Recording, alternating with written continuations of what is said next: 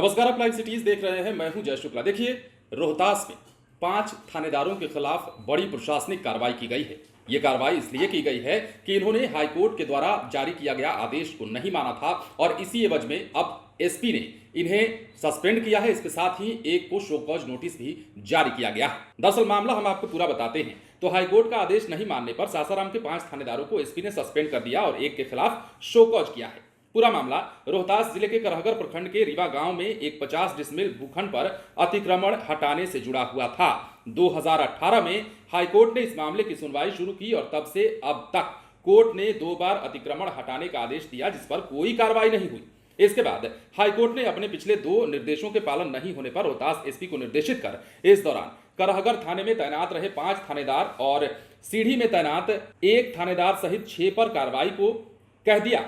इनमें 5 को सीधे निलंबित और 1 के खिलाफ शोकॉज नोटिस जारी किया गया है। निलंबित थानेदारों में करहगर के थानाध्यक्ष नरोत्तम चंद्र, शिवसागर के थानाध्यक्ष सुशांत मंडल और करबंदिया ओपी के प्रभारी राकेश कुमार सिंह शामिल हैं। राकेश और सुशांत 2018 से 2022 के बीच करहगर के थानेदार रह चुके हैं। इसके अलावा सीढ़ी ओपी के प्रभारी राघवेंद्र शर्मा के खिलाफ शोकॉज जारी किया गया है, जो पटना मद्य निषेध विभाग में तैनात है। 2 अन्य दयानंद शर्मा और नरेंद्र कुमार निलंबित किए गए हैं। ये दोनों फिलहाल नालंदा में पदस्थापित हैं। देखिए, कोर्ट ने क्या कहा था वो अब हम आपको बताते हैं। दरअसल हाईकोर्ट का कौन सा आदेश था जो इन्होंने नहीं माना? हालांकि मोटा मोटी तौर पर आप समझ चुके होंगे, लेकिन विस्तार से अगर बात करें तो कोर्ट ने अवमानना से जुड़े बात पर सुनवाई करते हुए आदेश निर्गत किया था कि प्रशासन कार्रवाई कर 8 सप्ताह के अंदर कोर्ट को जानकारी दे। जब कार्रवाई नहीं हुई तो याचिका देने वाले ने पुनः याचिका अवमानना की अपील दायर की। दरअसल रीवा गांव के बच्चू राय ने अपनी 50 डिसमिल जमीन पर 12 लोगों द्वारा अवैध कब्जा किए जाने की सूचना करहगर थाने को दी थी और इसी आलोक में हाईकोर्ट तक जब यह मामला पहुंचा तो हाईकोर्ट ने आदेश जारी करते हुए अतिक्रमण हटाने की बात कही थी और कह दिया था कि जल्दी से जल्दी इस काम को पूरा किया जाए।